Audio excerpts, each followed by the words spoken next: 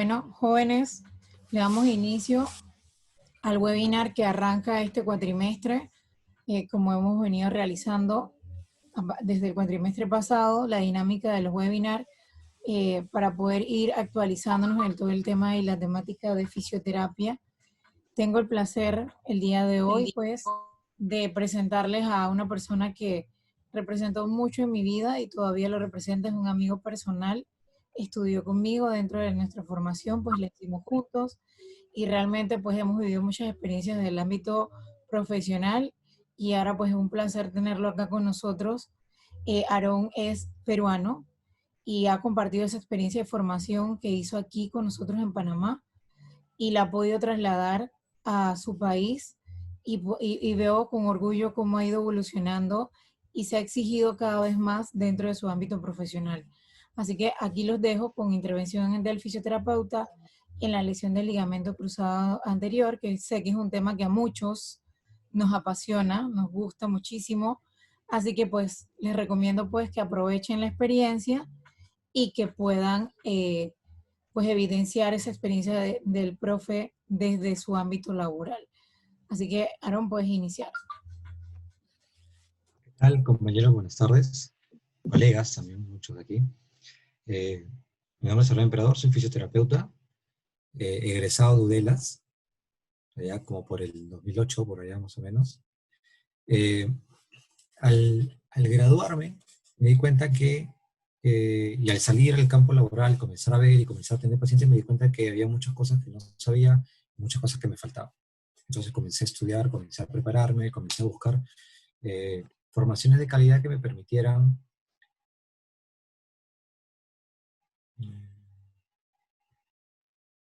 espérate, hay 3 personas que quieren entrar, pero no me sale el anuncio. Dice, Te va a salir, te chatean y te sale. Igual cuando te hagan alguna ya, pregunta, yo te colaboro con las preguntas. ya, acá está. Ya los acepté. Bueno, entonces comencé a entender que en la universidad no era todo ultrasonido, corriente y magneto y láser, ¿no? Sino que había que entender un poco más el cuerpo, había que entender la integración que este tiene con el sistema nervioso, con todo el mecanismo osteomuscular. Entonces fui capacitándome más. Gracias a Dios he tenido la oportunidad de llevar una serie de formaciones como son de osteopatía, terapia manual, punción seca, neuromodulación, MEP, que es microelectrólisis percutánea, terapias manuales con herramientas, ventosas, flush, y bastantes talleres de lo que es eh, capacitación de reeducación con ejercicios, reeducación funcional, y tomar mucho en cuenta ese aspecto, ¿no?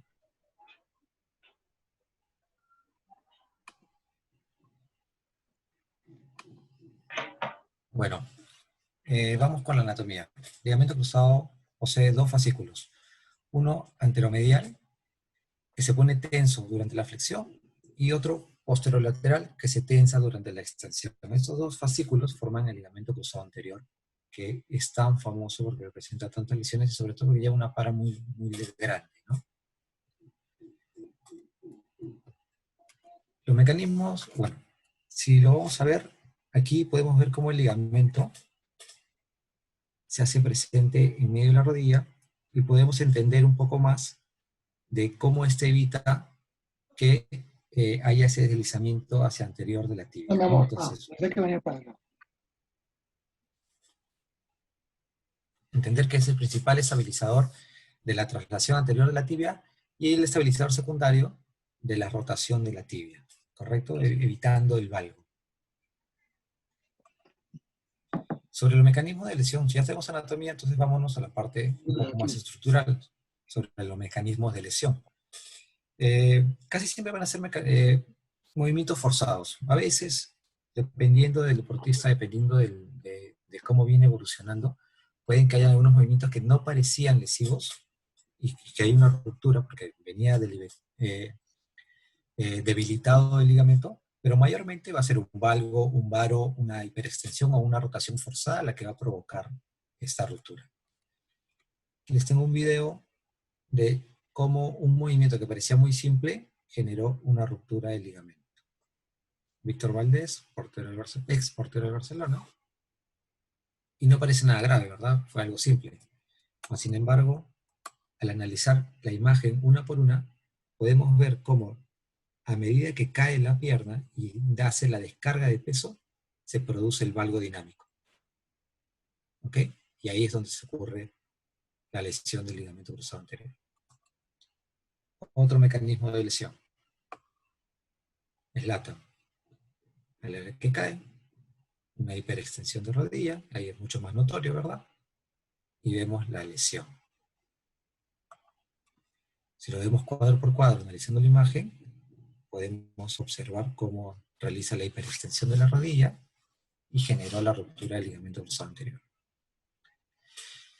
Otra maniobra en fútbol, que también es bastante exigente físicamente, ¿no? Cristiano Ronaldo realiza un gran salto, y miren la pierna cuando cae. No se ve una gran diferencia en las alineaciones a primera vista con la lesión de Víctor Valdés. Sin embargo, cuando nos vamos a examinar cuadro por cuadro, podemos ver que mantiene una alineación. Eso evita que se lesione. ¿Okay? Todos los mecanismos que entran en la regulación y en la estabilización de la rodilla funcionaron de manera correcta y lograron impedir que él generara un mecanismo lesional. Ya vimos cuáles son los mecanismos de lesión. Estos son algunos ejemplos de las cirugías, ¿no? Tenemos tendón patelar, tendón del cuádriceps y tendón isquiotibial. ¿Por qué es importante saber esto cuando nos opere, cuando después que haya la operación del ligamento cruzado anterior? Porque dependiendo de la estructura que van a tomar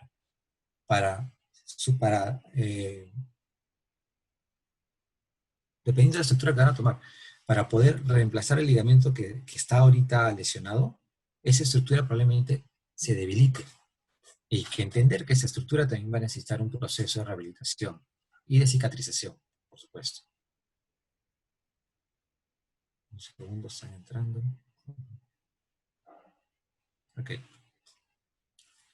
Entonces, a todo esto no solamente es mecánico, no es decir que se rompió un ligamento y que hay que repararlo, o que se inflamó la cápsula y punto, hay que desinflamarla y ya está.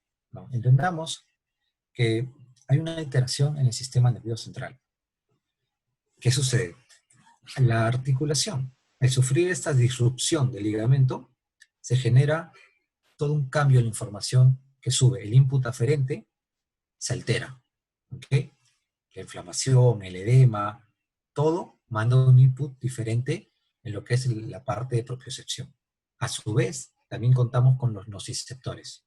Entonces, la nocicepción son los que son las terminaciones capaces de captar los estímulos agresivos, es decir, el dolor. Se van a activar con situaciones en las cuales haya una lesión, haya un peligro ante la estructura. Entonces, esta también se ve disparada. A diferencia del input de propiocepción, que se ve alterado, incluso disminuido, porque la información va a ir completa porque ha habido una disrupción, el input aferente de la nocicepción va a ir incrementado, va a ir facilitado, va a aumentar, va a llegar muy rápido y muy fuerte. Esto va a generar una respuesta.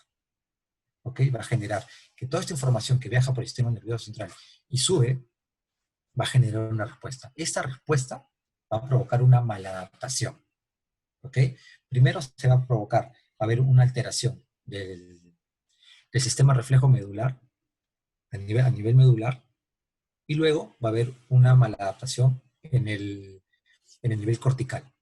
¿Correcto? O sea, son los dos niveles que nos interesan ahorita y por los cuales toda esa información aferente, todo ese input va a llegar. Pero acuérdense que está llegando alterada. En la propiocepción está disminuida y en la parte de la nocicepción está aumentada. Entonces, todo esto va a generar esta mala adaptación que si la dejamos sostenida en el tiempo, va a dejar una huella motriz en nuestra corteza motora. ¿Ok? Va a dejar una huella motriz que esta va a generar todos estos patrones inadecuados de movimiento.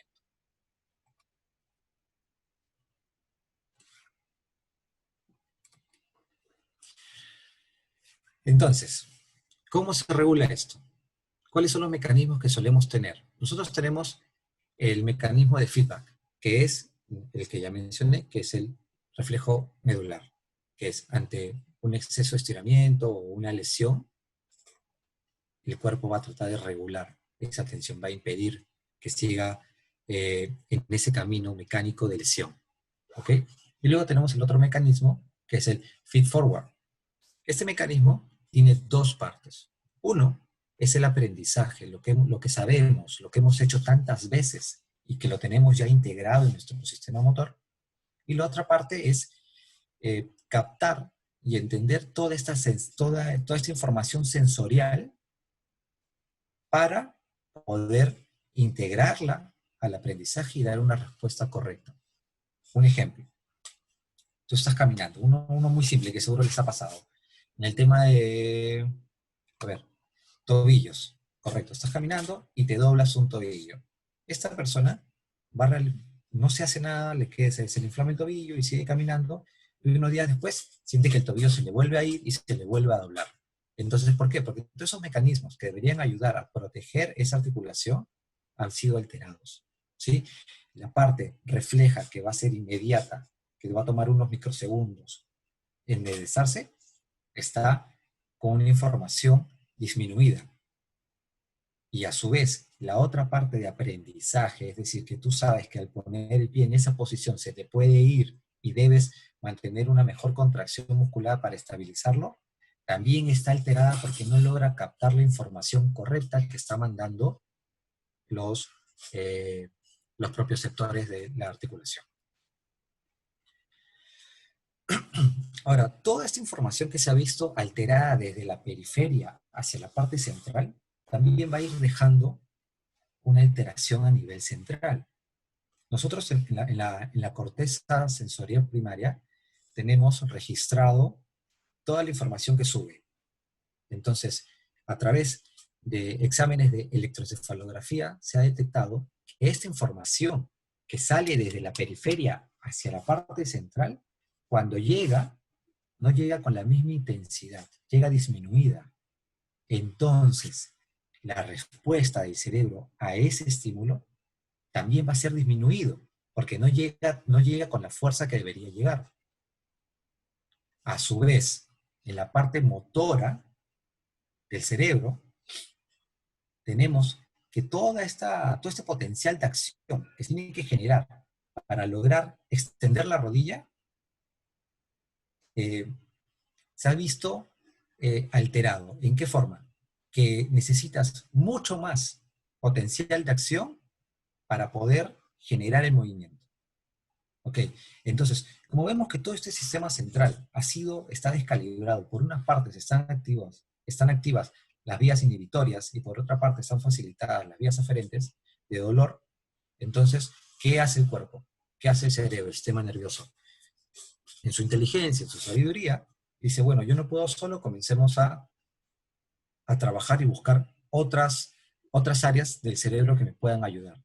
Entonces, es muy común que ese input propioceptivo visual, sensorial visual, asista a la parte nociceptiva, a la parte de propiocepción que llega del cuerpo, que llega de la articulación al cerebro. ¿Ok? Entonces tenemos la parte visual. Y nos ayuda y mejoramos. ¿Dónde ocurre el problema? Si nosotros no logramos compaginar bien la rehabilitación y permitimos que esto se haga permanente y que tenga una huella y que deje una huella muy amplia, ¿qué va a pasar? En la toma de decisiones durante una actividad, ya sea deportiva, de la vida diaria, donde la parte visual necesita enfocarse en otra cosa, le va a quitar recursos a la integración propioceptiva y esta va a fallar porque va a estar vulnerable, porque ya estaba acostumbrado a que la parte visual lo apoye, ¿correcto? La parte visual lo está apoyando y a la hora que juegas vóley, te viene la pelota, entonces la visión se queda con el balón y deja desprotegida la articulación porque esta le estaba brindando el apoyo que ya no lo brinda. Eso también retrasa la toma de decisión y complica un poco más, deja un poco más vulnerable la articulación. ¿Okay? Esto es lo que sucede con el sistema nervioso ante una lesión de este tipo. Ahora, ya que entendimos cuál es la anatomía, cuál es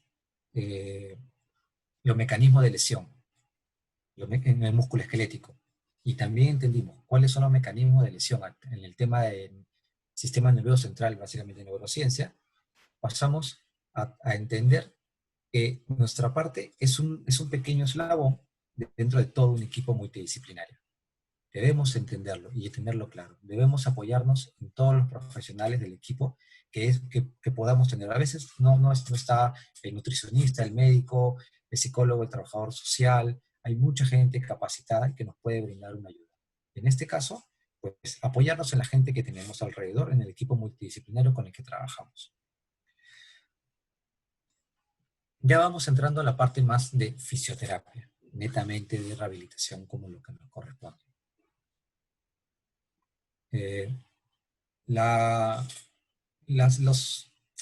Como ciertas cosas que tenemos que tener en cuenta a la hora del preoperatorio, a ver, no todos nos llega un lesionado preoperatorio.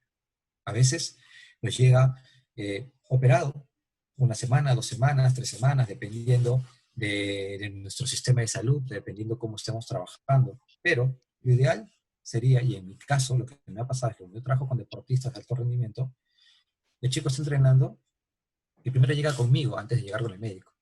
Entonces, se puede trabajar muy bien la parte preoperatoria. Normalmente tengo de 2 a 4 semanas de parte preoperatoria y a veces por unos casos excepcionales ha habido más, porque en el tema de seguro a veces se demora. Entonces, en esta parte preoperatoria hay que dejarle bien claro y apoyarnos en el personal, en el equipo multidisciplinario, en la parte de la alimentación. No puede subir de peso, tiene que comenzar a controlar su ingesta calórica porque ya no va a tener la actividad física que tenía antes. La familia es muy importante, el apoyo familiar, no para que lo mimen, ¿sí?, sino para que lo motiven y lo ayuden, ¿sí? No es para que hagan las cosas por él. Todo esto nos va a llevar a que el paciente comience a generar un compromiso con nosotros, con la rehabilitación, con todo lo que él debe llevar. Nosotros debemos identificarnos, crear un vínculo. Ese vínculo va a ser tan fuerte como la rehabilitación que nosotros logremos hacer, porque él va a confiar en nosotros. Pero eso va a llevar una motivación.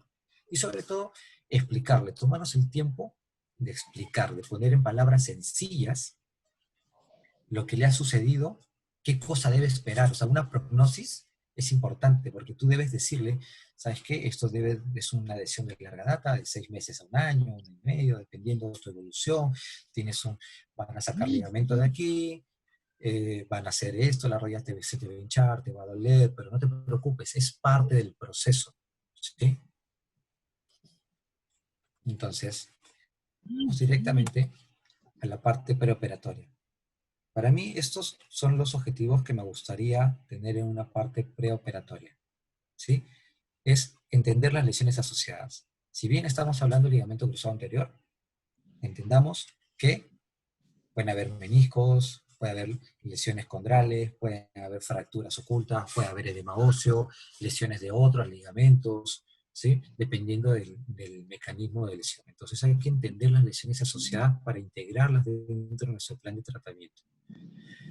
Es importante que en el preoperatorio tengamos los rangos de movimiento correctos. Mayormente, o muchas veces sucede que se quedan bloqueadas en una ligera flexión. Puede ser por un menisco que se queda atrapado o por la misma articulación que por el edema y por la inflamación no se resiste a tener una extensión completa. Y esto debemos corregirlo en el preoperatorio. De manera particular, lo que yo suelo hacer es que comienzo a manipular la articulación. Genero un bombeo, como si fuera una prueba de cajón, suave, lento, respetando el tejido, para comenzar a bombear y facilitar que la articulación se deslice y permita la extensión completa. ¿Okay? Una tracción también funcionaría si tienes la sensibilidad para hacer la tracción correcta y que la tensión llegue a la articulación, lo puedes hacer, ¿sí? Pero es practicar. La marcha. Como hemos visto que hay un montón de información que está modificada, un montón de información que ha sido interrumpida por la lesión, nosotros debemos comenzar a retroalimentar, a darle más información. Entonces, si le damos una marcha antálgica, vamos a generar un problema, porque no debemos permitir que eso suceda, no debemos permitir que comience a generar esos patrones viciosos de movimiento por evitar dolor o evitar molestias. ¿No? Fortalecimiento muscular. Aquí es donde debemos entrar y comenzar a educar al paciente. Eso van a escuchar decirlo un montón. Educar al paciente y respetar el tejido. Entonces, tenemos que comenzar a enseñarle los ejercicios que va a hacer durante las primeras semanas o los primeros días, dependiendo de cómo vamos a ver su evolución. O sea, la parte de los isométricos, la parte de la activación muscular, comenzar a tratar de hacer cosas poquito funcionales, tratar de regresar lo que camine bien, que se pueda sentar, una silla alta, pero que se pueda sentar. ¿Correcto? Porque aquí nos va a aparecer la parte del sistema nervioso central que se ha visto afectada, se va a ver reflejada en IMA. IMA es la inhibición muscular artrogénica. Ustedes, si han tenido la experiencia de tener un lesionado ligamento cruzado anterior, habrán visto que la pierna lesionada se chupa, comienza una atrofia muscular, comienza a debilitarse. Eso es debido a la inhibición muscular artrogénica, que es la respuesta del organismo a toda esa información nociceptiva de dolor, toda esa información propioceptiva que está incompleta, que está alterada. La respuesta es la inhibición muscular artrogénica. ¿Por qué? Porque el cuerpo lo que desea es quitarle tensión a la articulación, a la estructura, para evitar que se lesione más. Es una respuesta para tratar de proteger el cuerpo, la estructura, ¿correcto? A su vez, podemos ponerle un vendaje, puedes poner, si ves que está inflamado, ponle un vendaje de drenaje. Si el paciente siente que está un poquito inestable la rodilla, que se le va y quieres pasarle una venda para estabilizarlo, pues hazlo. Si quieres ponerle algún vendaje neuromuscular, bienvenido, no hay problema. ¿Correcto? Entonces, esa es la parte preoperatoria. Miren que hay bastantes objetivos en la parte preoperatoria, que no van a cambiar mucho en la parte posoperatoria. ¿Sí? En la parte posoperatoria vamos a comenzar a lidiar con las secuelas de la cirugía y el cuidado del ligamento. Pero igual vamos a tener el IMA, vamos a tener la inflamación, hay que hacer el fortalecimiento. Entonces, es importante cuando comenzamos con el posoperatorio del ligamento cruzado anterior. Es muy importante entender las fases por las cuales va a pasar el ligamento. El ligamento va a pasar una ligamentización. O sea, el tendón que pusieron en la zona se va a comenzar a transformar en ligamento. Hay que pedirlo. Para que eso suceda, ¿Cuánto te quedó? va a pasar por una fase de necrosis avascular. Esta necrosis avascular puede durar unas 4 semanas, a veces algunos autores dicen que un poco menos, pero va por ahí. Lo importante, una fase muy delicada es la fase proliferativa, que es la que sigue, que va a durar de entre 4 a 12 semanas, a veces de 4 a 8. Entonces, esa fase proliferativa Dígame. es tan importante, porque en esa fase el ligamento, la plastia, va a ser un poco laxa. Y si nosotros la forzamos en exceso, si la movilizamos de una manera inadecuada, ese ligamento que debería brindar una estabilidad, un nivel de tensión a la articulación, va a comenzar a generar deslizamiento porque va a ser flexible. Y nosotros no queremos eso. Y eso también nos puede traer otras. Puede haber una lesión, puede haber, se puede comenzar a modificar el tendón donde se une el tornillo y este ingresa al hueso, puede comenzar a generar un forado. Pueden haber una serie de complicaciones si es que no respetamos de una manera correcta esta etapa de la proliferación, ¿sí? De la proliferativa, de la fase proliferativa, que va de la cuarta semana a la 8ª semana más o menos. Por eso es importante seguir haciendo todos sus ejercicios, todos los procesos que vamos a ver, pero entendiendo la rodilla, respetando el tejido, siendo observadores, no dejándolo solo, o sea, observando, pendiente de su paciente, de su deportista, de su usuario, como quieran llamarlo.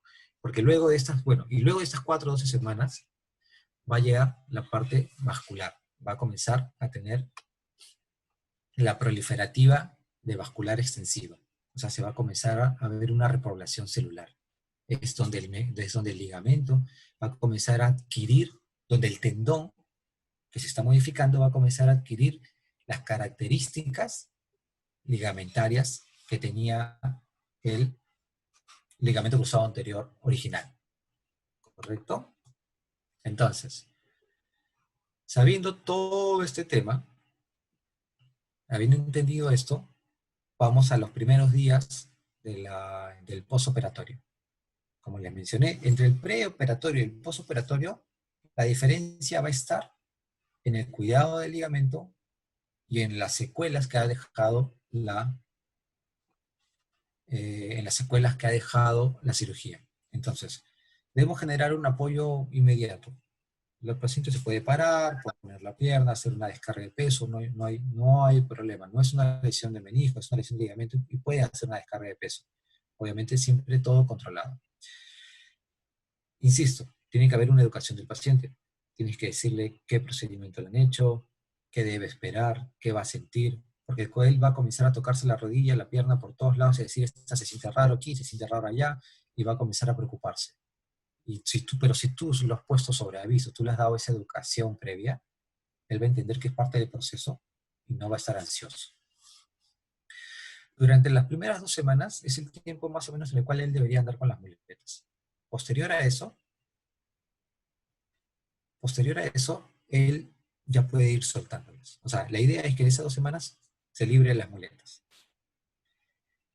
Yo he trabajado y siempre me ha ido bien buscando una extensión completa, ojo, una extensión completa de la rodilla, que esto es importantísimo, porque esa retracción capsular de la rodilla, si no la logramos rápido, va a ser un problema. Entonces, no debemos permitir que haya esa retracción de la cápsula. Entonces, la extensión completa siempre es importante. Es un objetivo primordial. Y una flexión de 90 grados a 100 grados. Eso lo van a ir logrando muy fácilmente. Inclusive el paciente solo va a ir a ayudar. Debemos combatir el edema, cuidar la cicatriz, tener cuidado de la zona donde tomó el injerto, eso es importante. O sea, si tienes un injerto de isquiotibiales, no lo vas a ver porque está atrás, va a tener un edema, va a haber lo más probable que haya un sangrado, se esté dando una cicatrización, pero tú estás concentrado en la rodilla. Y dejaste olvidado la parte del isquiotibial. Y luego ese isquiotibial te va a traer dolor, te va a traer molestia, te va a traer adherencias, te va a traer sensaciones, información incorrecta. Entonces, cuidamos la zona del injerto, de dónde sacamos el injerto, debemos mejorar el trofismo, seguir trabajando con el lima, que ya sabemos qué es, reeducación de la marcha y disminuir el dolor.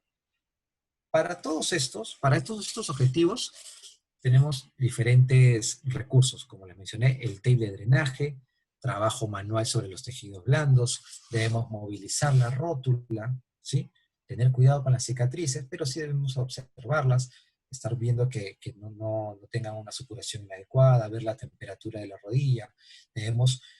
¿Qué ha pasado? Ha habido contracciones de protección en esta rodilla, ¿sí? Contracciones musculares de protección.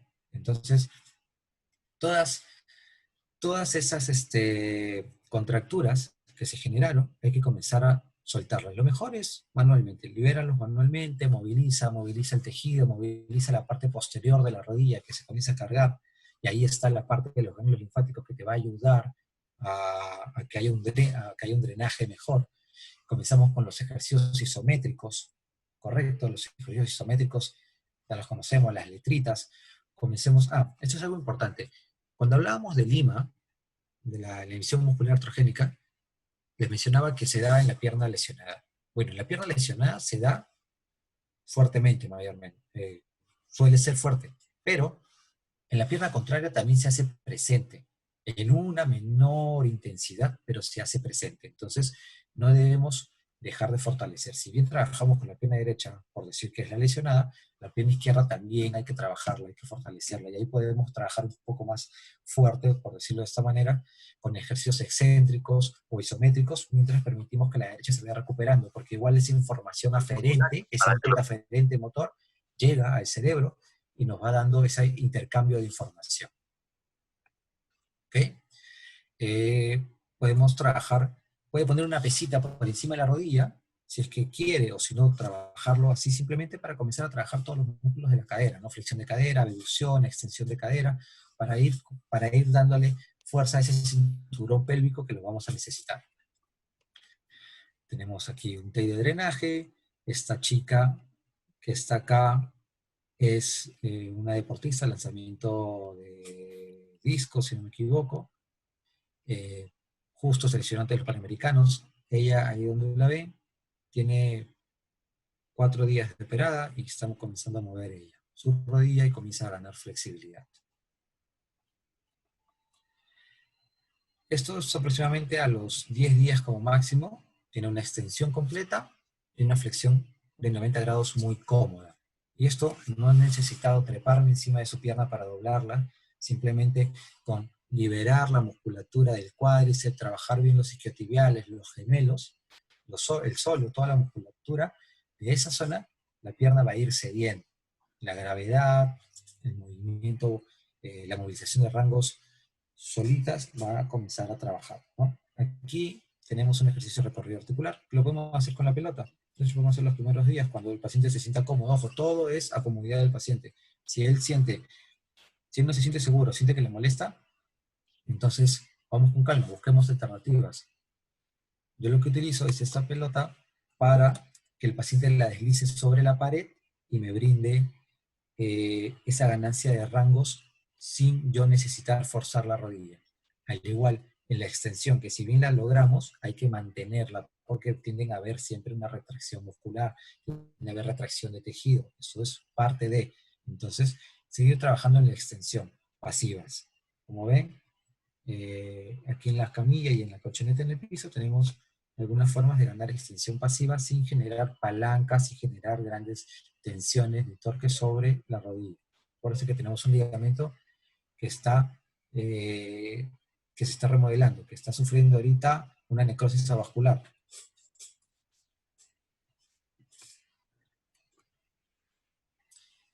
Estos son los ejercicios más aburridos del mundo, pero que igual los tienen que hacer porque son una forma fácil de hacer isometría, ¿no? Ahí es Jimena.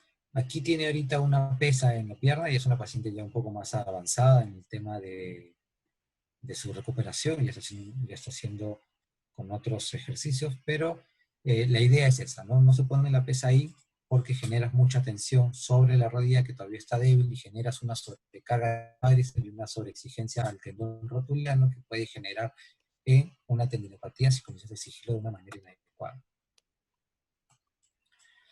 Cuando llegamos al tope de las 3 semanas, o sea, los 15 días a 5 semanas, yo busco seguir educando al paciente sobre lo que tiene que sentir. Sigo reeducando la marcha, mantener la extensión completa. Vamos avanzando en la flexión de rodilla. Ya no estamos en 90, sino estamos un poquito más, 130, 135. Seguimos combatiendo el edema. Aquí comenzamos a tener cuidado con la cicatriz. La cicatriz ya debe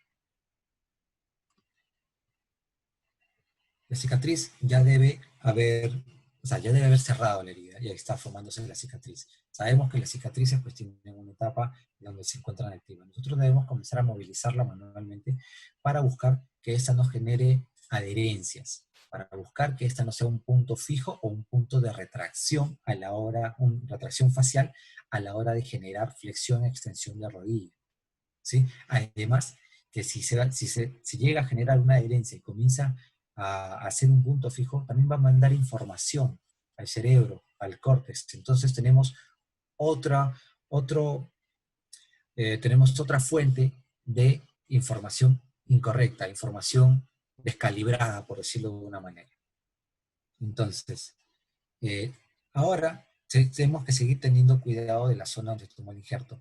Si es un isquiotibial, pues debemos pensar que ese isquiotibial se tiene que estirar, se tiene que poner en tensión, porque la cicatriz tiene que ser una cicatriz que se tiene que ir formando y adecuándose a las tensiones que maneja la propia estructura de la zona, que en este caso es el isquiotibial. Si el injerto es tomado del hueso, tendón hueso, es decir, de la rótula, ¿okay?, del tendón patelar, esa recuperación es un poquito más molesta porque ese tendón queda débil. Ojo, de donde tomen el tendón, esa estructura va a quedar un poco más débil. Entonces es importante que sepamos si ha tenido antecedentes de lesión en esa zona o tiene antecedentes de alguna lesión crónica, ¿no? O sea, aguda o crónica.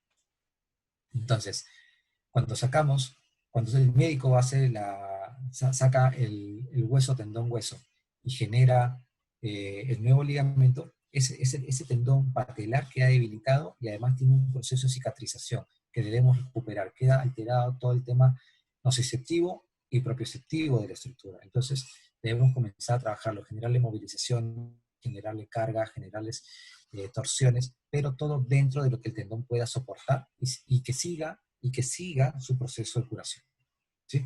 Debemos comenzar a trabajar en aumentar la fuerza, seguir mejorando el lima, disminuir el dolor. El dolor lo pueden trabajar con TENS, pongan el TENS al lado de la rodilla si gustan. O sea, los agentes físicos pueden usar lo que ustedes deseen, lo que tengan en su consultorio, en su centro, o en la clínica, o en el hospital.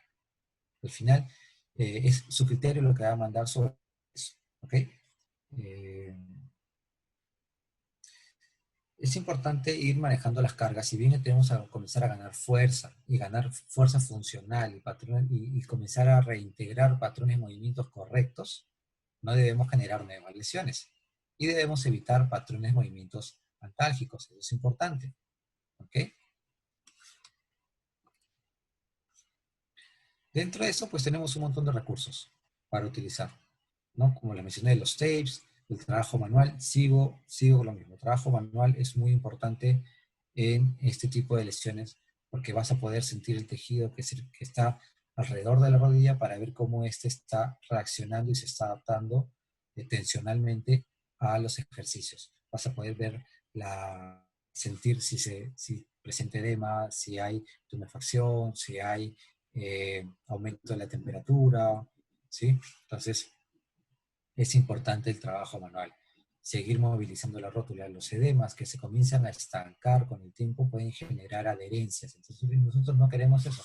Queremos que la rótula se mueva bien, porque no es raro que el paciente en este proceso de recuperación pueda generar dolores similares a lo de una condromalacia, por una hiperpresión patelar o porque como se ha debilitado el cuádriceps producto de la inhibición, se desequilibra la tensión y la rótula comienza a tener un eje incorrecto de movimiento y genera una inflamación, genera dolor y genera un síndrome patelofemoral. ¿Sí? Además que también si le metes mucha carga, puede generar de repente cargar el tendón cotidiano y generar una tendinopatía. Por eso es importante comenzar a controlar de manera adecuada y progresiva todos los ejercicios. Debemos ser conscientes de que todo necesita una progresión.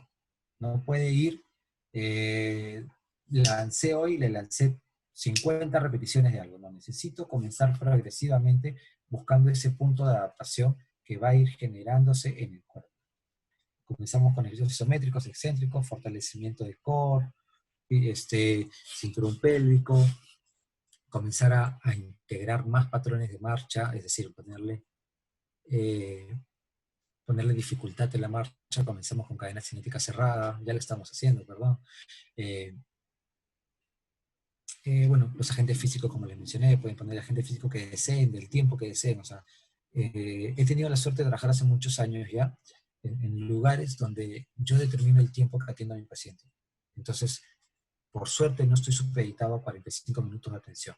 Muchas veces, y la mayoría de las veces que tengo pacientes de ligamento cruzado anterior, son 2 horas o 3 horas donde el paciente está en el centro o en el gimnasio, realizando toda la rutina de ejercicios que se le va a ir dando, la batería de ejercicios que se le va a ir facilitando. Porque el compromiso, acuérdense, al inicio dijimos que necesitamos compromiso, y ese compromiso y esa dedicación viene tanto del paciente como de nosotros. Podemos comenzar a las 3 semanas, podemos comenzar con bicicleta, las bicicletas tienen que ser el asiento alto, ¿ok? El asiento alto y sin resistencia, ¿ya? El asiento tiene que estar alto sin resistencia, permitiendo que pueda mover la pierna de manera correcta y que no genere esa compensación, que no se vaya de lado, ¿sí? Tenemos otro ejercicio aquí, que es para ir ganando rango de flexión. Esta niña es de salto con garrocha, se cayó y se reventó el ligamento. Y bueno, ella sí tuvo un montón de complicaciones porque se demoró en la rehabilitación, tuvo complicaciones intrahospitalarias y bueno, está en la lucha. Pero esta es una forma fácil, correcta, sencilla, de ir ganando rango, de que el paciente solo vaya forzando su flexión de rodilla sin que nosotros tengamos que amarrarle una camilla para doblarle la pierna.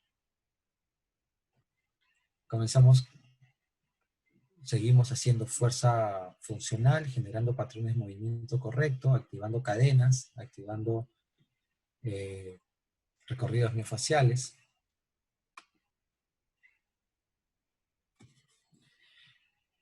Isometría, buscamos combinar algunos ejercicios de isométricos con core, por ejemplo, para ir complicando un poquito los ejercicios y que pues, el paciente sienta que avanza, ¿no? No lo podemos tener haciendo ejercicios básicos mucho tiempo porque él va a sentir que no está avanzando. Y debemos mantenerlo motivado, debemos mantenerlo integrado en la terapia.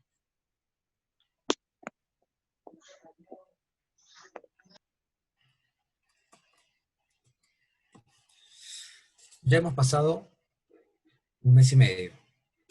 Ahora tenemos otro mes y medio para llegar a una barrera de los 3 meses, que es una barrera importante. Entonces, este segundo mes y medio, es decir, de la semana 6 a la semana 12, seguimos con la educación del paciente. Aquí el paciente va a comenzar a sentirse mucho mejor.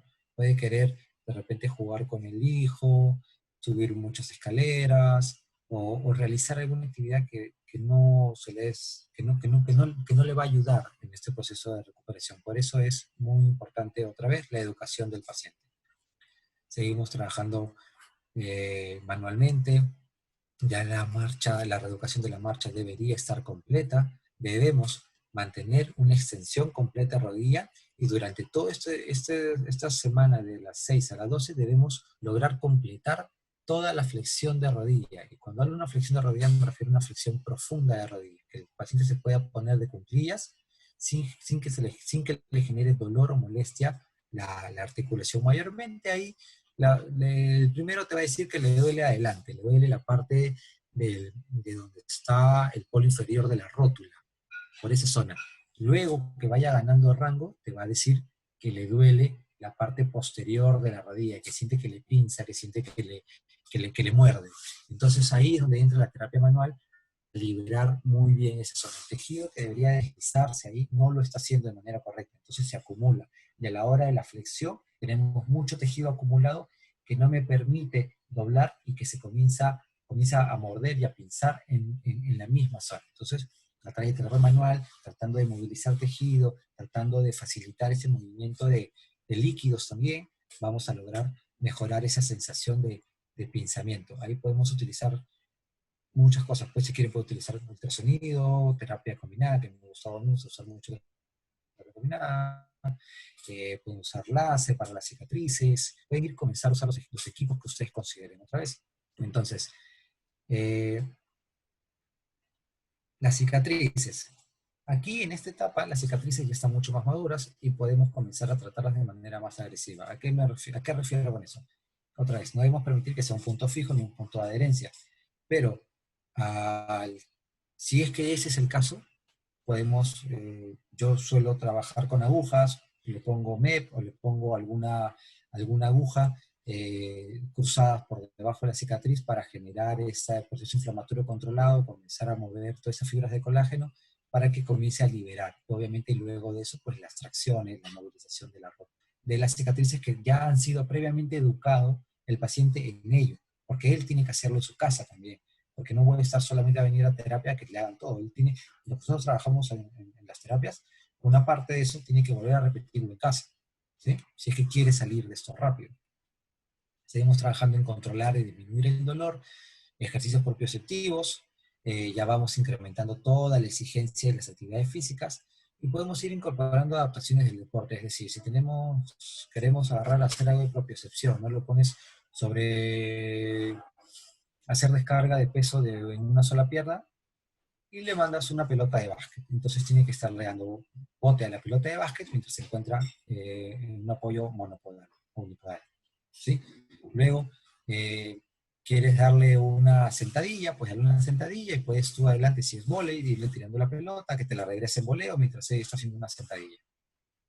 ¿Sí? Entonces vamos incrementando, vamos integrando componentes del deporte o de la actividad que le gusta a tu paciente, porque no todos son deportistas, para que se sienta un poquito más adherido al tratamiento y se sienta más motivado a seguir haciendo. Entonces tenemos una serie de recursos igual, dentro de esos son los objetivos, y ahora tenemos una serie de recursos con los cuales podemos seguir trabajando, como isométricos, excéntricos, fortalecer isquios, fortalecer core, puedes comenzar a hacer planks, puedes comenzar a hacer abdominales, puedes trabajar sobre pelota, seguimos con los ejercicios de cinturón pélvico, y vamos incrementando la parte de la propiocepción. Aquí ya tenemos que tener claro lo que es el control motor, ¿no? Cómo vamos a ir integrando las diferentes fases de control motor para generar un mayor movimiento y un movimiento más especializado, un movimiento más alineado y acorde a lo que estamos buscando para reincorporarlo a las actividades que él necesita en la vida diaria o en su práctica deportiva. Me gusta hacer trabajos con steps, pero vamos a irlo viendo. Este es un ejercicio de excéntrico de isquiotibiales, ¿no? Va agarrando, ponemos una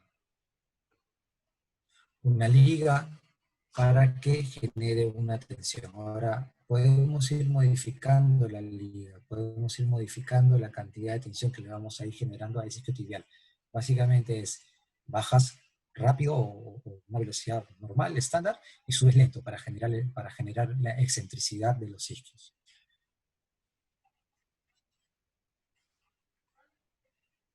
Acá tenemos una sentadilla con pelota.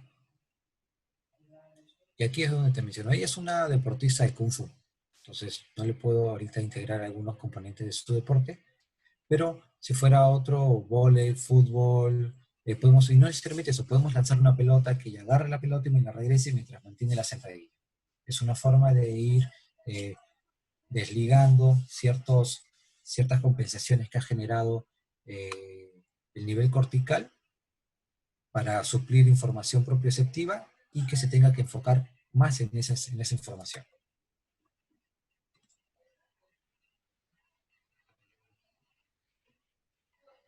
Seguimos con los patrones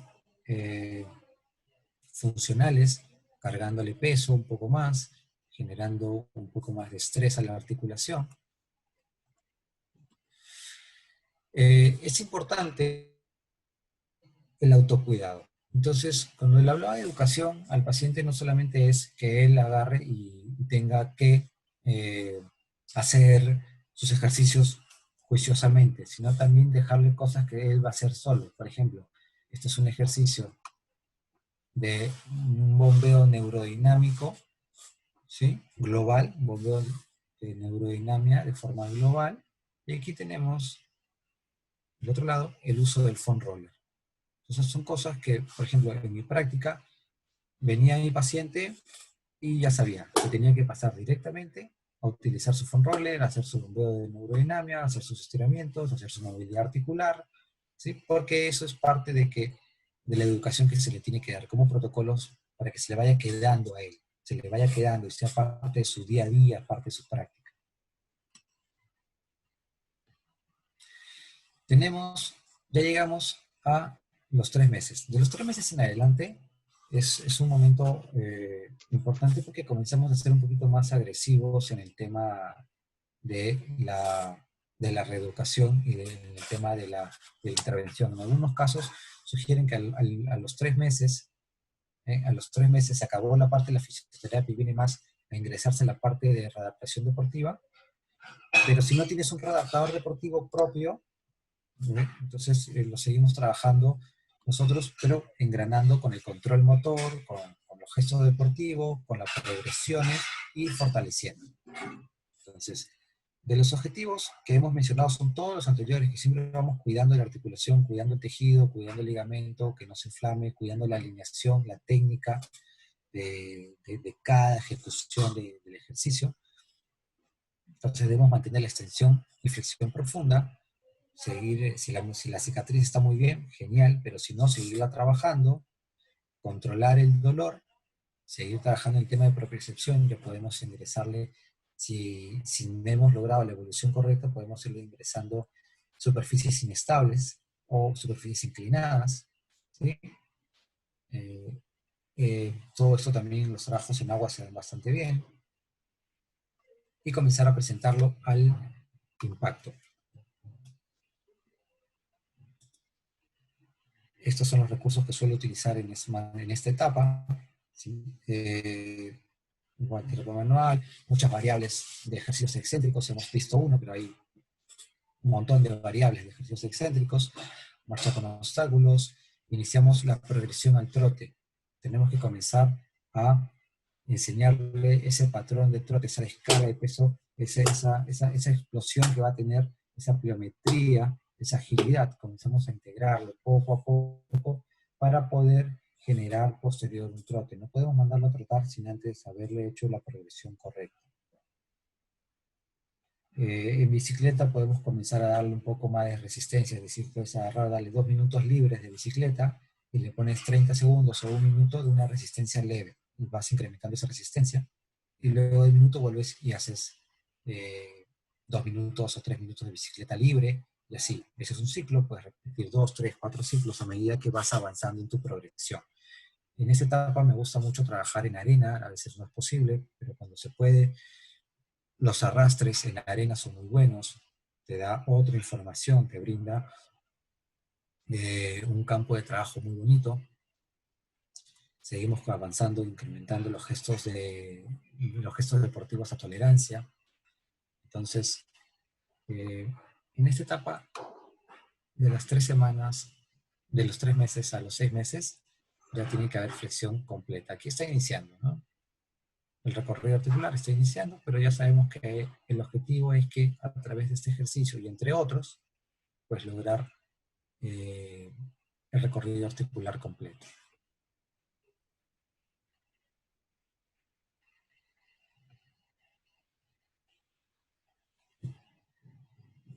Trabajamos fortalecimiento de isquiotibiales, de cuádriceps, de core, tratar de combinarlos para que sean actividades, ejercicios más completos, que no sea solamente muy puntual, porque de eso no nos sirve, no es algo que vayamos a realizar.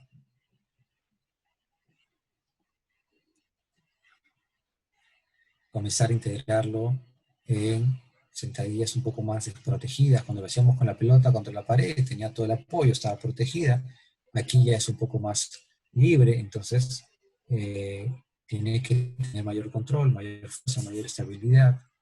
Al igual que los excéntricos, acá hay otra forma de ser excéntricos, con un cinturón ruso. En algunos lugares le llaman cinturón de musculación, si no me equivoco. Y bueno, aquí estamos ya en una caminadora. Como mencioné, aquí estamos ingresando ya a la parte del trote. A los 3 meses ya tenemos que estar comenzando a integrar los patrones del trote. Y cambios de dirección. Entonces esa es una forma muy sencilla que a mí me gusta de poderlos trabajar. ¿Por qué? Porque puedo controlar velocidad y puedo controlar tiempo exacto. ¿Ok? Ahora, también lo puedes hacer en piso. Puedes agarrar y comenzar a hacer tus desplazamientos lineales, laterales, en el piso sin ningún problema. Pero en lo personal prefiero hacerlo así.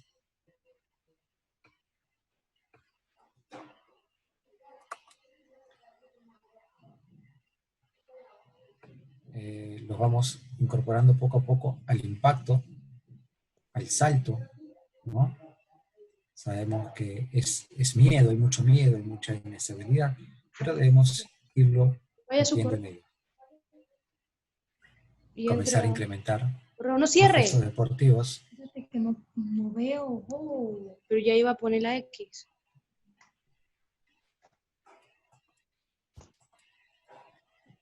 descarga de peso, control motor, ejercicios de superficies de deslizamiento, para generar fuerza, control motor, estabilidad, coordinación.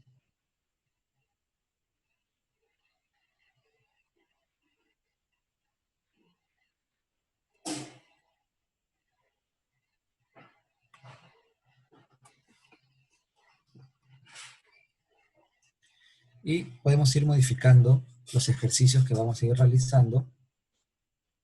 Con pequeñas modificaciones vamos generando más carga en una estructura y en otra. En el plano inclinado, dependiendo hacia dónde está la inclinación, podemos dar más carga a cuádriceps, o podemos dar más carga al tríceps ural. Podemos dar con una superficie de deslizamiento, le damos carga a los aductores. Todos trabajamos glúteo medio, ¿no? Damos un poco más de énfasis en la estabilidad que en la fuerza. Ahí es un mismo gesto, o mejor dicho, un gesto que tiene pequeñas variables para lograr generar esa adaptación a diferentes situaciones. Vamos trabajando ya cada vez más en el tema del gesto deportivo. Ella es Diana Basalar, ella corre vallas, entonces necesita tener la pierna de ataque, ir incrementando esa sensación, esa resistencia, esa explosividad. Ella es salto largo, entonces necesita comenzar a generar ese input aferente sobre explosividad y absorción de impactos, sobre administración de cargas.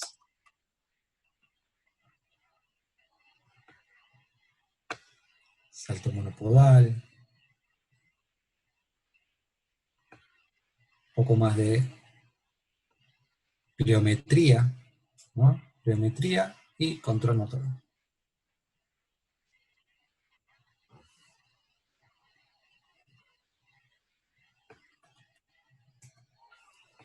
Seguimos con lo mismo. Pliometría, resistencia, fuerza, control motor.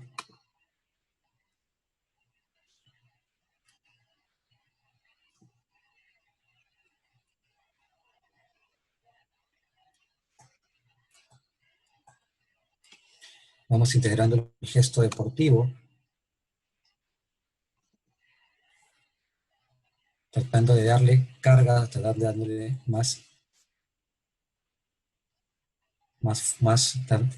carga, darle más énfasis al gesto o a la zona que queremos que reciba una mayor información propioceptiva, ¿no? En este caso la rodilla derecha es con la que suele patear, pero también fue la que se lesionó, entonces debemos seguir dándole la resistencia para que pueda tener una mayor retroalimentación de esta información. Ella es una chica que juega básquet, ella se mueve lento de por sí, no es muy rápida, su posición no es armadora, no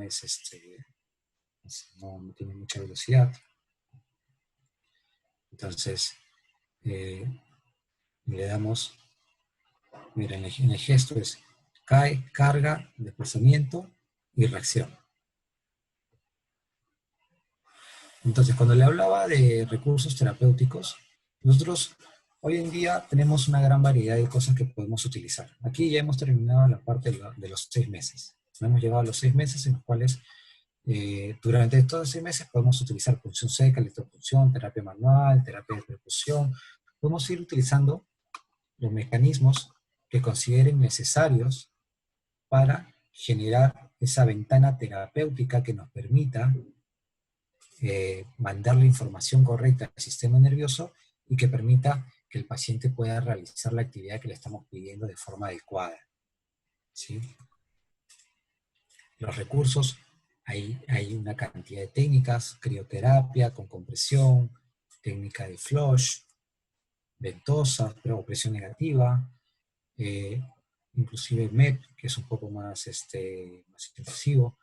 Entonces, pero dentro de todo esto, debemos entender que los mejores recursos que tenemos es tu análisis y tus manos. Tu análisis clínico y las manos es lo mejor con lo que podemos trabajar. Pasados los 6 meses, que debe regresar al entrenamiento, debemos seguir respetando los tiempos de cicatrización porque ese tejido, bien, si bien tiene el tiempo mínimo de, o sea, tiene el tejido del ligamento cruzado anterior que ha sido reemplazado ahorita, que está pasando por el proceso de ligamentización, tiene las características mínimas y necesarias para reincorporarse a la actividad física, pero no se ha madurado en su totalidad. Entonces, debemos seguir con esa progresión, y aquí es donde entra mucho el preparador físico, el entrenador, de entender los procesos, los procesos fisiológicos de curación del cuerpo, y nosotros como fisioterapeutas de poder engranarnos, de poder articularnos con estos profesionales para seguir acompañando al deportista en esa recuperación. Debemos seguir trabajando en aumentar fuerza, manejo del dolor, propiocepción, todo lo que hemos visto. Nada va cambiando, va aumentando la dificultad. ¿Sí? Ahora, no es lo mismo el alta médica que el alta deportiva. Probablemente aquí a los 6 meses le den el alta médica, o antes. Pero en la alta deportiva quiere decir que él ya está 90%, 95% bien en todos los tests que se le han hecho, ¿no? Entonces le van a realizar test de FMS, test de isocinética para ver la fuerza, test de salto, test de agilidad, test de velocidad, test de resistencia. Hay un montón de test. Entonces, hay que respetar esto y entender que el paciente no va a tener el alta deportiva hasta que complete todas estas evaluaciones de forma satisfactoria. El entrenamiento debe ser progresivo. Si bien lo ideal, este es Kelly, que ella estuvo trabajando, ella es karate, taekwondo, no recuerdo.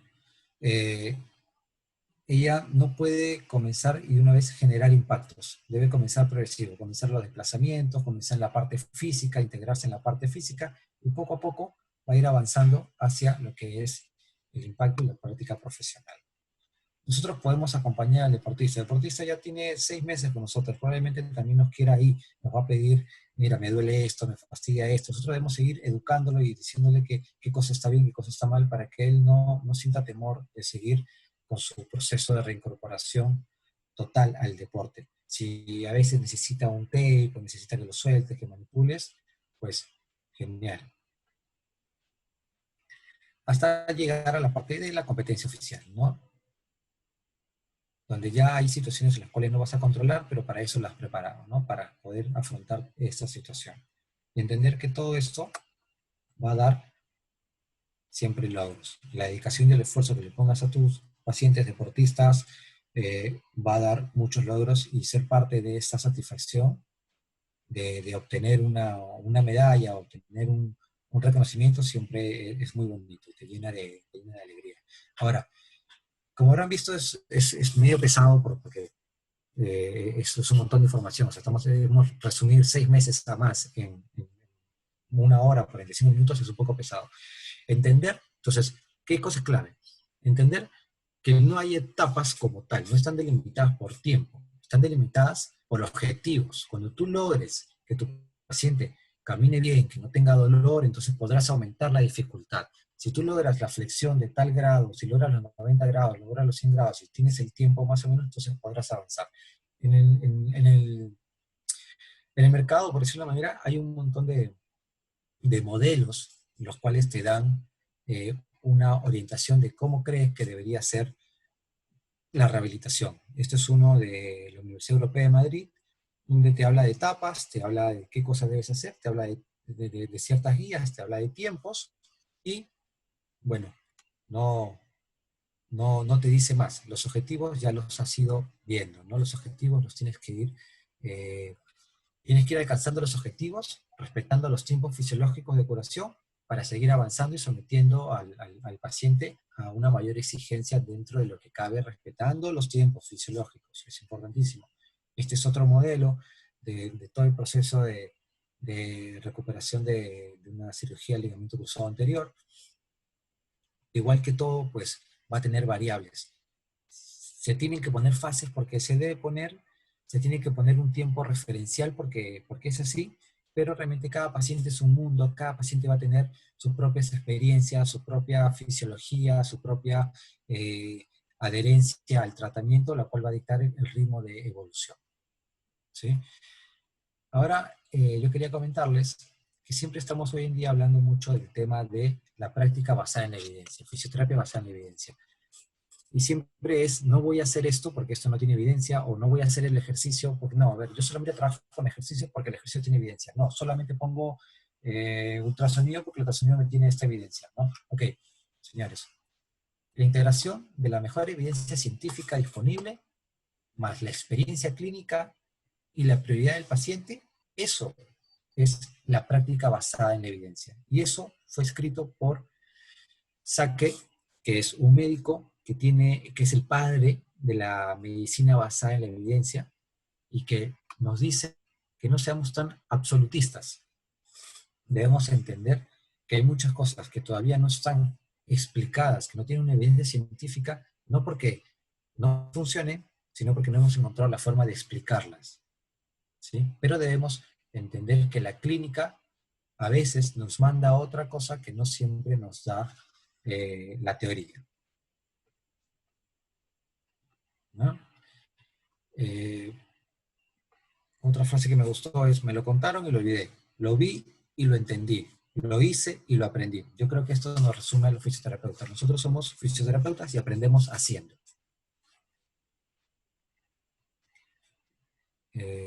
Bueno, gracias. No sé si tienen preguntas, observaciones, quieren hablar de algo.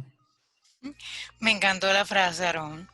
Definitivamente que mucho de la formación va acompañado del hacer. No para imitar, sino para realmente vivir la experiencia del hacer, ¿no? Te agradezco, tremenda conferencia, Aarón. La verdad es que da gusto escucharte. Creo que todos hemos quedado muy contentos con la forma en la que nos explicaste todo el proceso. Es un tema que apasiona y es un tema que da para más, mucho tiempo más. Entonces, ahorita, chicos, abro el espacio para que puedan hacer algún tipo de pregunta, lo pueden hacer a través del chat o lo pueden hacer abriendo sus micrófonos, realizándole la pregunta al conferencista. Hola, mi nombre es Angie Coches. Mi pregunta es,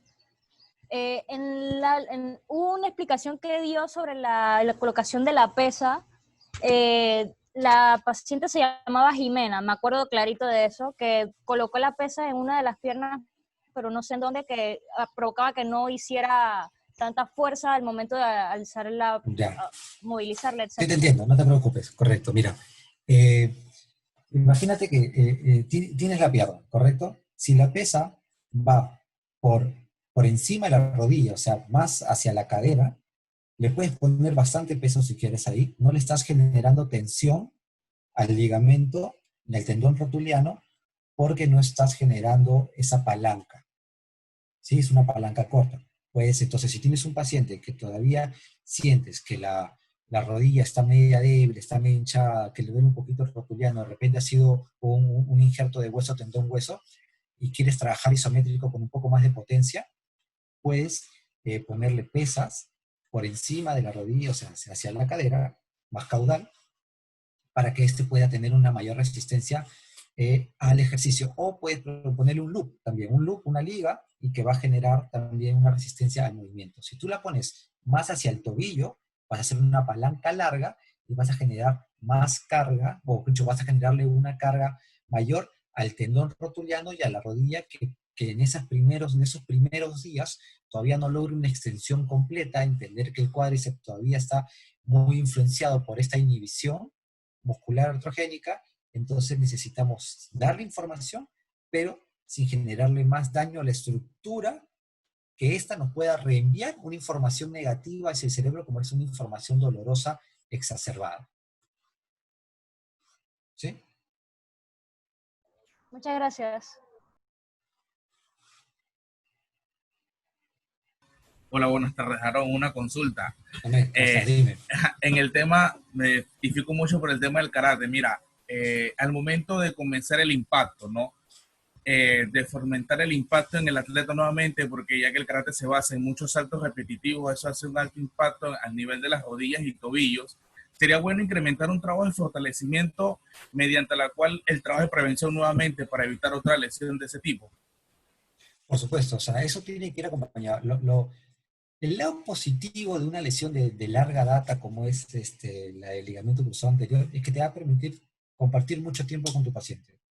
Entonces, ya depende de ti que tú te metas en su cerebro y en sus ideas para hacerle entender que es importante la prevención y que la prevención no solamente es estirar y ponerse hielo después o no dejar que te golpee muy fuerte, ¿no? La prevención también es un fortalecimiento adecuado según tu gesto, según tu debilidad. O sea, ella, si sabes que tuvo una lesión en tobillo, entonces, vamos, trabájale, fortalece, trabaja propiocepción, trabaja control motor enfocado en tobillo. Entonces, tus ejercicios de prevención. O sea, en esa parte es nuestra intervención en campo.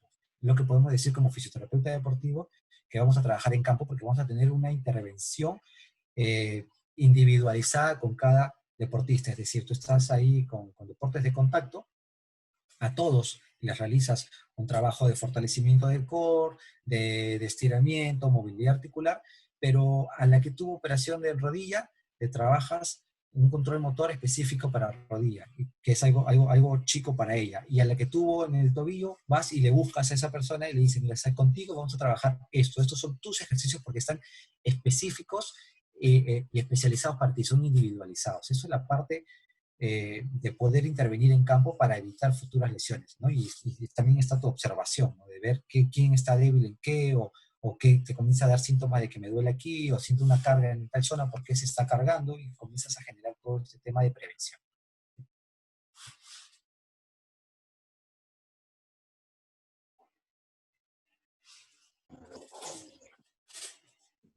Buenas tardes. Tengo una consulta. Lo más recomendable para atletas, ya sean de alto rendimiento o los que no, es realizar ejercicios de fortalecimiento, sobre todo en las piernas, para evitar ese tipo de lesiones. Bueno, a ver, mira, los atletas de alto rendimiento realmente son pocos los que van a trabajar con atletas de alto rendimiento. Si te das cuenta, un atleta de alto rendimiento es alguien que está representando tu país y que realmente quien tiene acceso a ellos es poco, son pocas personas. Entonces vamos a trabajar con gente del común, gente que le gusta hacer deporte, que sale todos los días a correr, que de repente si es muy apasionado tiene un plan nutricional, tiene un plan de fortalecimiento, tiene un coach, tiene un grupo con el que corre o con el que juega fútbol o con el que practica algún deporte, ¿no? Entonces, sí, los ejercicios de fuerza son muy recomendables y son muy buenos para prevenir lesiones, porque te da mucha información y te da bastante estabilidad en todo el sistema de cadenas musculares. Ahora, cabe entender que hay actividades que te hacen más propenso a una lesión que a otra. Y te puedo decir, por ejemplo, en básquet hay muchas lesiones de tobillo. ¿Por qué? Porque a la hora que están corriendo pisan al oponente y se doblan el tobillo. Y eso no lo vas a controlar, son factores externos que tú no puedes controlar. O sea, tú tratas de darle todas las herramientas para que éste tenga la mejor preparación física, pero hay un factor que no se puede, que tú no puedes prever, ¿no? Por eso es que un programa de prevención es eso, es prevención, pero no es absoluto. Muchas gracias. Eso.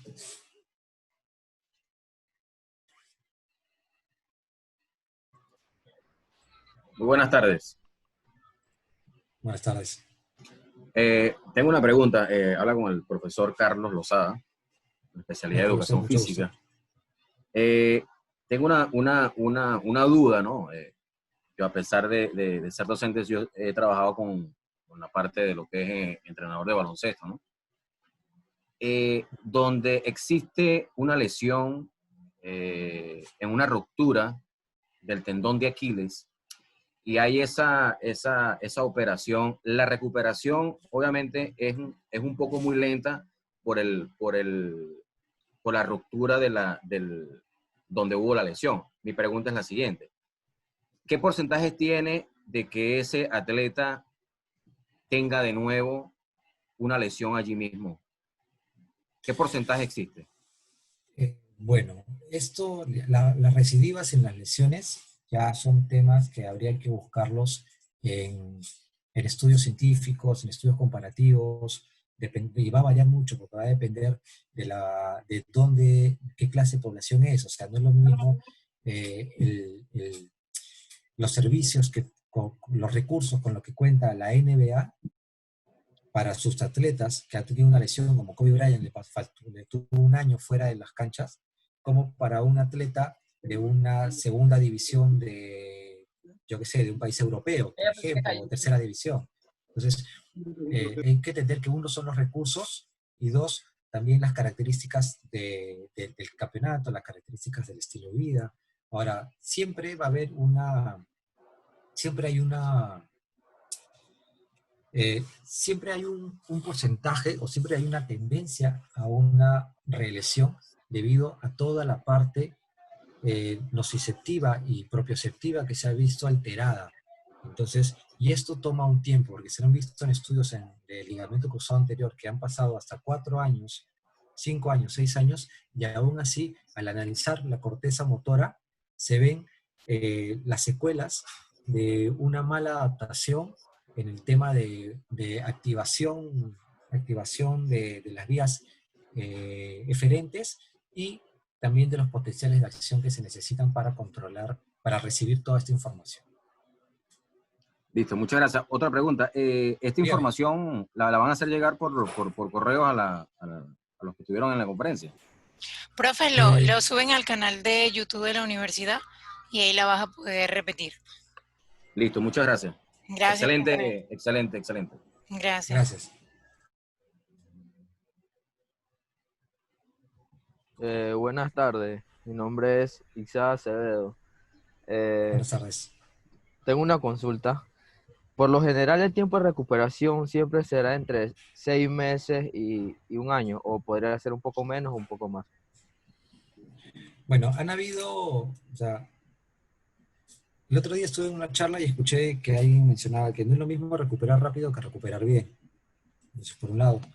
Por otro lado, es que debemos respetar los tiempos fisiológicos de curación. Hay estudios en los cuales han podido observar que todas las fases en las cuales el tendón va a pasar por las 3 fases para convertirse y tener las características histológicas y mecánicas de un tendón, de un ligamento regular, que es el ligamento cruzado anterior que se está reemplazando, va a ser a partir de los 9 meses hasta el año y medio, 2 años. Entonces, pensar que se va a demorar menos puede, o sea, el paciente va a sentir, si haces una buena rehabilitación, si es un paciente responsable y comprometido, probablemente a los 5 meses se te dirá, oye, yo me siento muy bien, yo creo que puedo jugar, puedo regresar, pero tú tienes que hacer esa parte de contención y decirle y explicarle, mira, yo sé que te sientes bien, pero ese ligamento todavía no está suficientemente maduro, y a menos que tú quieras, la probabilidad de que te relesiones es muy alta. Hace unos años, no recuerdo exactamente el nombre, había un fisioterapeuta con un médico en Italia que los recuperaban en 4 meses, pero su índice de relesión era enorme. ¿Y por qué te digo que tienes que hacerlos esperar? Porque los tiempos fisiológicos nadie te los va a cambiar. Si tú tienes una herida, tienes un desgarro, tienes sea cual sea tu proceso al cual te estás recuperando, eso ya está establecido, está en estudios, el cuerpo tiene un ritmo, podrías ganar un día más, un día menos, o un par de días más, un par de días menos, dependiendo de los manejos, dependiendo de las características propias de cada persona, de la alimentación, varios factores, pero cantidades significativas, como para decirte, si tú le das una super dieta y le pones los mejores aparatos y le haces todos los ejercicios de la NASA y todo lo que tú quieras y él se va a salir a jugar fútbol en 4 meses, pues no lo va a hacer. Zlatan Ibrahimovic, que es un monstruo de deportista, a los 6 meses clavado comenzó a jugar, ¿sí? Pero porque mira todo, imagínate todo el cuerpo técnico, todo el cuerpo médico, todo el cuerpo de profesionales que tiene detrás de él para llevarlo a ese punto, ¿no? Y es alguien que vive de esto, entonces su compromiso con el deporte y con la actividad física es enorme. Bueno, muchas gracias. Y pues para contribuir un poquito, creo que la base de todo proceso de rehabilitación es el manejo del respeto del proceso de cicatrización de los tejidos. Si nosotros tenemos ese concepto bastante claro, evidentemente pues vamos a saber respetar tiempos de cicatrización y procesos que van a ayudar a ir paulatinamente tomando las decisiones correctas y pues garantizar que estoy contribuyendo en ese proceso de rehabilitación. Creo que es la base de todo fisioterapeuta. Correcto, ante lesiones traumáticas, entender que hay un tiempo de curación fisiológico y que eso, pues, es difícil alterarlo, es respetarlo, acompañarlo y evitar que las secuelas de ese tiempo, pues, se hagan permanentes o que generen un problema a posterior, a futuro, ¿no? Buenas tardes, habla Catherine Mendoza. Mi pregunta es si es normal que después de los 6 meses del postoperatorio haya inflamación a nivel de las rodillas y molestia al caminar. No suele ser normal. No suele ser normal. Es más, uno de los criterios para seguir avanzando en las progresiones y en las fases de la rehabilitación es justamente que no haya dolor, que no haya esa inflamación, tú la vas combatiendo. Entonces, si eso está sucediendo, de repente no ha habido una buena reeducación en la propiocepción, de repente la estructura no está estable y está generando un mecanismo o de valgo o está sobrecargando la articulación de alguna forma y no tiene la suficiente fuerza para que la musculatura haga su trabajo, entonces vienen otras estructuras a suplantar ese esfuerzo, a suplantar esa tensión y generan esa inflamación porque no debería ser. Ahora, pues, si te puedes ir un poco más lejos y de repente hacer algo más rebuscado, de repente es una persona que tiene una artritis o tiene artrosis o tiene otra enfermedad crónica de fondo que puede estar desatando ese proceso. O sea, lo primero es considera su edad, considera sus antecedentes, evalúala, borra todo lo que sabes de ella, vuélvela a evaluar, vuélvela a mirar y tratemos de buscar cuál es el origen, apóyate si no sabes, porque no lo sabemos todo. A mí me llega un paciente neurológico, yo lo derivo, o me llega un niño, yo lo derivo. Entonces, vamos a apoyarnos en nosotros profesionales que creemos que nos pueden ayudar, ya sea un médico, nutricionista, o quien nos pueda dar una mano, sabiendo, porque esa persona, una vez que tú la derives y él se cure y él se sienta mejor, te va a dar las gracias porque va a saber que es un profesional en esto. Hasta donde yo sé, nadie perdió el nombre por decir no sé. ¿Okay? Entonces, pasemos, si no sabemos, no lo entendemos, pasemos a alguien o apoyémonos en colegas, con amigos o en otros profesionales que sí nos puedan dar una mejor alternativa o una mejor solución. Muchas gracias.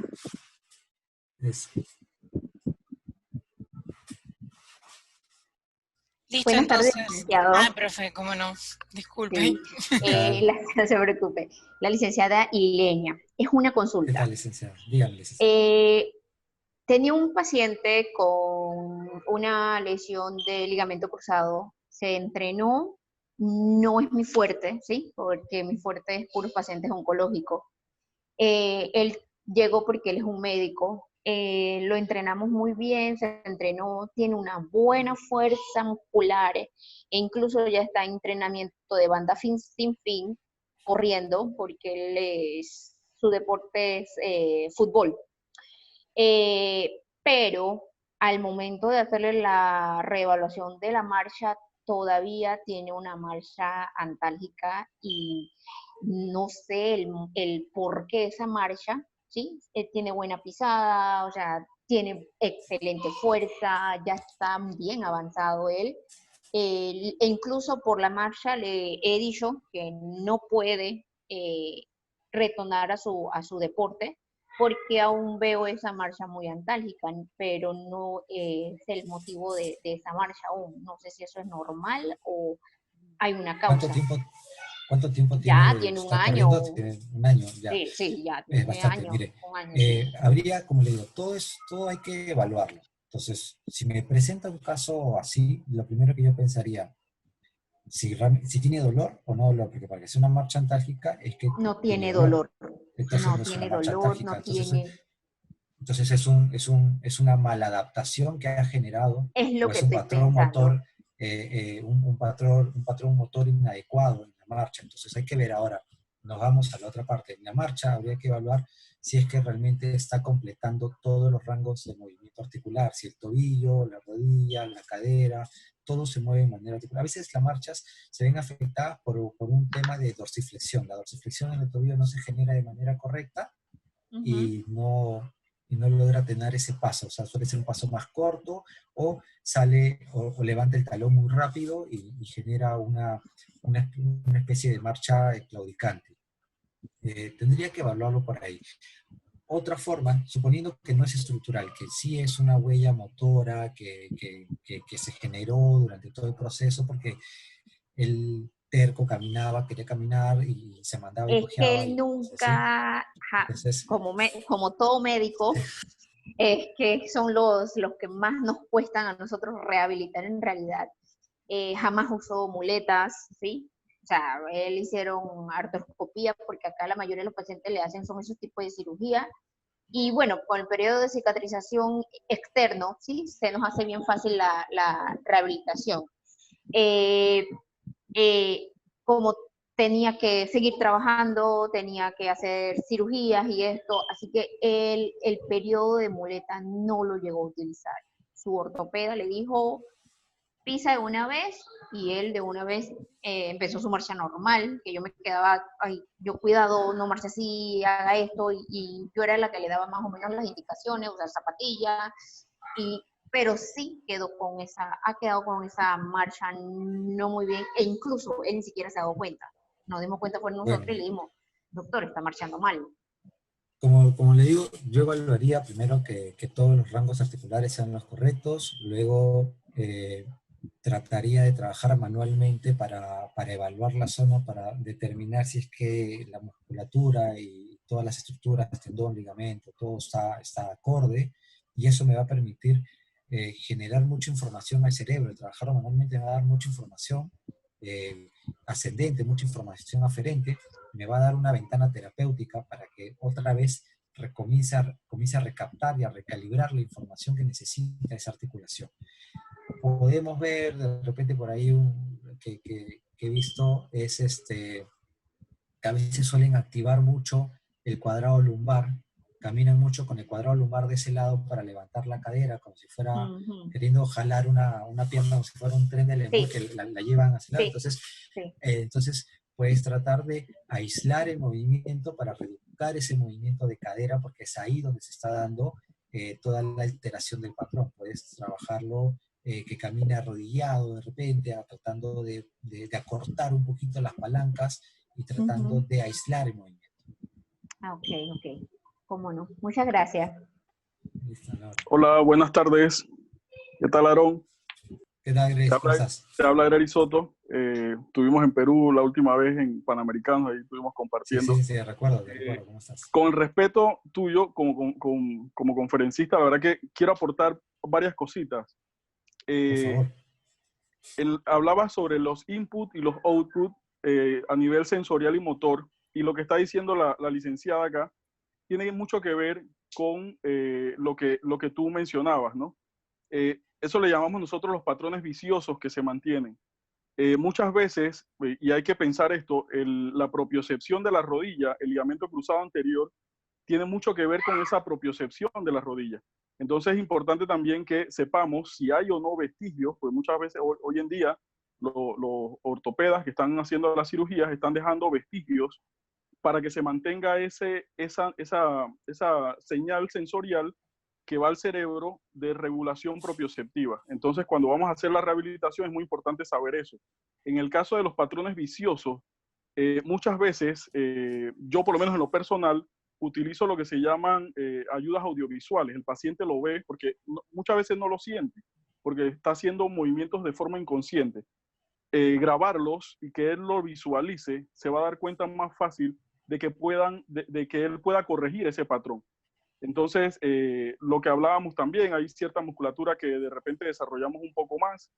Muchas veces creamos desbalances musculares de manera inconsciente porque queremos aumentar lo que es la masa muscular y un sinfín de cosas. Y se nos olvida eso, la musculatura agonista-antagonista. muchas veces también quedamos con rodillas que están edematizadas. Puede que hayan factores externos.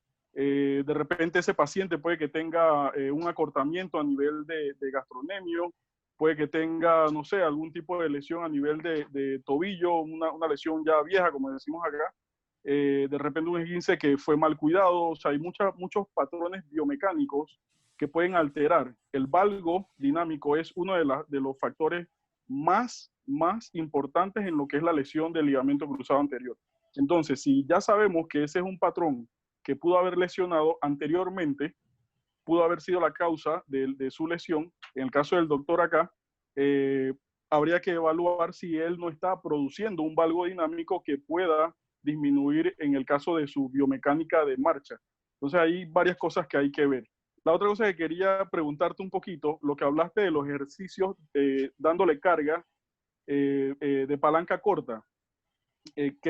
No sé si estoy yo equivocado, pero cuando uno utiliza cargas en palanca corta, la musculatura que estás utilizando y el estímulo que estás buscando es totalmente diferente. Si hablamos de palanca larga, o sea, el brazo de palanca más largo, vas a reclutar una mayor cantidad de fibras y vas a poder propiciar un poco mejor lo que es la hipertrofia del músculo. Pero cuando utilizas palancas cortas, lo que estás haciendo es reclutando fibras sin buscar lo que es la hipertrofia. O sea, no vas a lograr la hipertrofia como tal, como si tuvieras una palanca larga.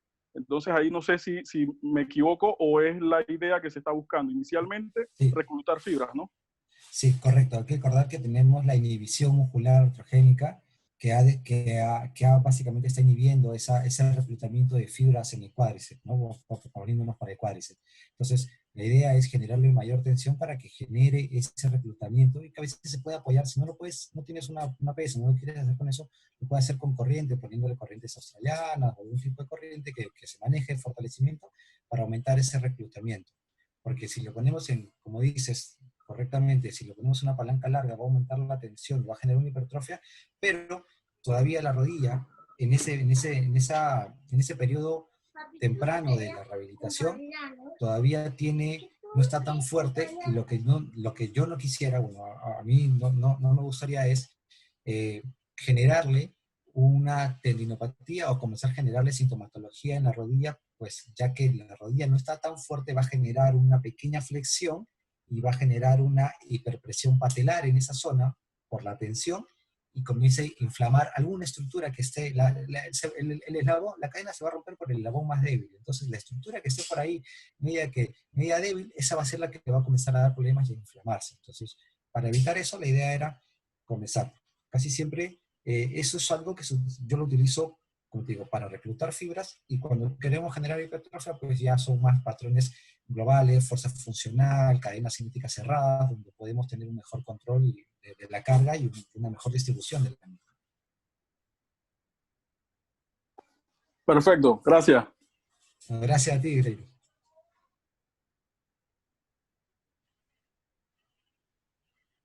Muy buenas tardes. Muy buenas tardes, profe. La verdad, primero que todo, Guillermo Chin, quiero agradecerle por la información porque inició de básico a profundo, la verdad, bien detallada.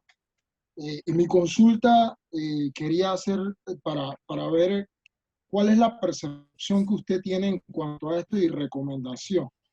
Básicamente la pregunta es, ¿en qué periodo, tomando en cuenta el plan de rehabilitación postoperatorio que nos ha desarrollado, sería el más conveniente para comenzar nuevamente a comenzar con el blend o con la mezcla de suplementación para dicho atleta que viene de un proceso de recuperación?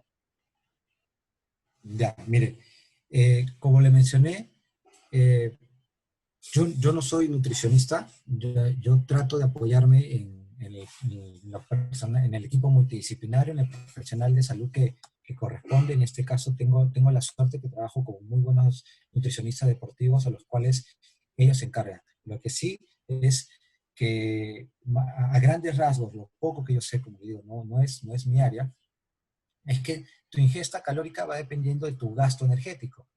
Entonces, Si tú eras un deportista que tenía 2 turnos de entrenamiento, 3 horas en la mañana y 3 horas en la tarde, y además te estudia, trabaja y todo, tu gasto energético es enorme.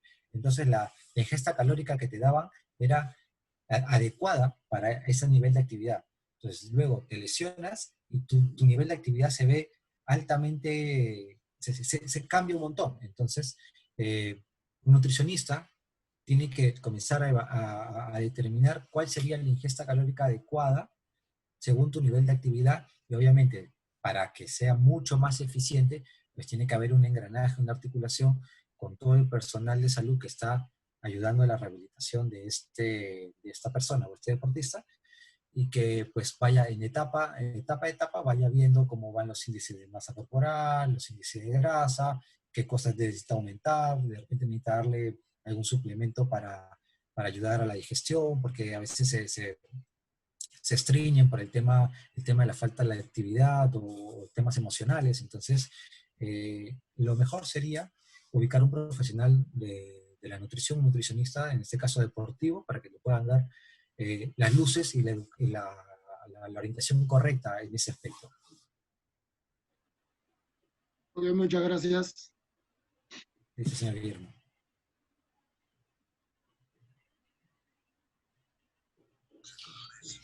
Bueno, si no hay nadie más, pues agradecerte, Aarón, por el espacio y el tiempo. Se nos fueron casi 2 horas.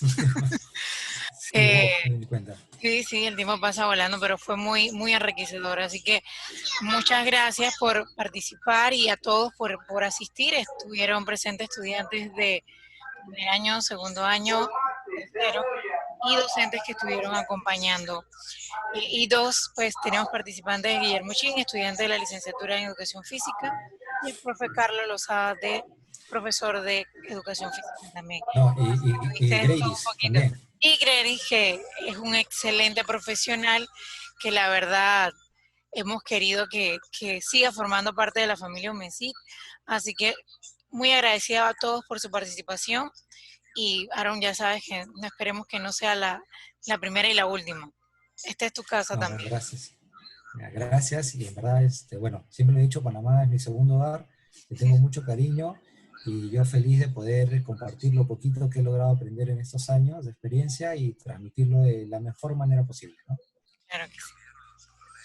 Así que muchas gracias, profe.